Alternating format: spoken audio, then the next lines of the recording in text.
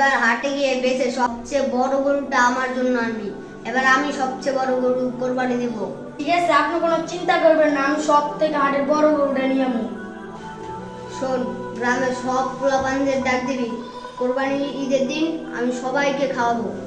আর আপনি কোনো চিন্তা করবেন না, এলাকার বড় গরু আপনি থেকে এই অ্যাসিস্ট্যান্ট শুনো, এই সব থেকে বড় গরুটা নিয়ে আসবে। এই হাটে যত বড় গরুটা আছে সব থেকে ওটাই নিয়ে আসবে। ঠিক আছে স্যার, আমি এই বাজারের সবচেয়ে বড় গরুটা নিয়ে আসবো। স্যার, এই হাটের বড় গরুটা তো সুদখোর আব্দুল্লাহ লয়ে গেছে। এই সুৎখর আব্দুল্লাহ এই বড় গরুটা নিয়ে আসব? এটা কখনোই হতে পারে না। তুই যা, ওই গরুটা আমার জন্য নিয়ে আস। ঠিক আছে, এখন আসবো। ওই সুদখোর আব্দুল্লাহ চামচা, ওই তোরা বলে সবচেয়ে বড় গরু কোরবানি দিছস? মানে আমার দিন আই গে ঈদের দিন দিন। ওই তোর সাহস কত বড়! এখন থেকে তোরা এই বড় গরু কোরবানি দিবি? এটা কখনোই আমরা হতে দেবো না। ঘুষখোর হাসান বস, হ্যাঁ সরি হাসান বস, ওরা তো কোনোভাবে মানছে না। আমাদের কোনো একটা কিছু করতেই হবে। আপনি দ্রুত ওর বাসার সামনে চলে আসেন।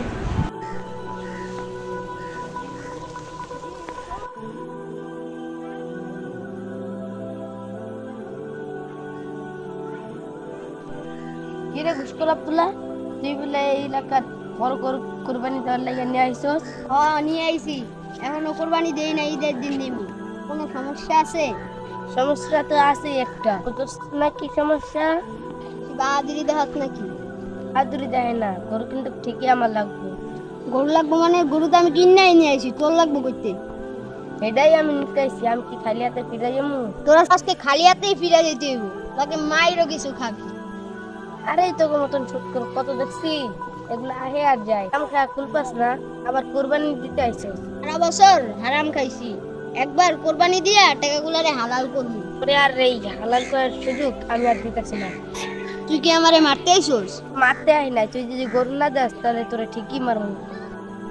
আমিও দেখ খালামু, তুই কেমনে আমার গায়ে হাত তুলস? কোনো কথা নাই, দুইটা লাগাই দেন।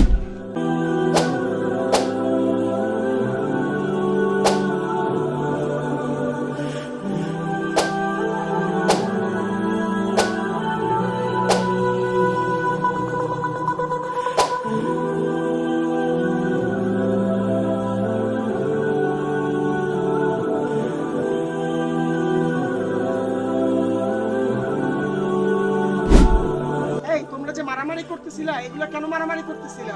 গরুর জন্য। এই গরুটা কার? আমার। কোরবানি দেওয়ার জন্য আনছো?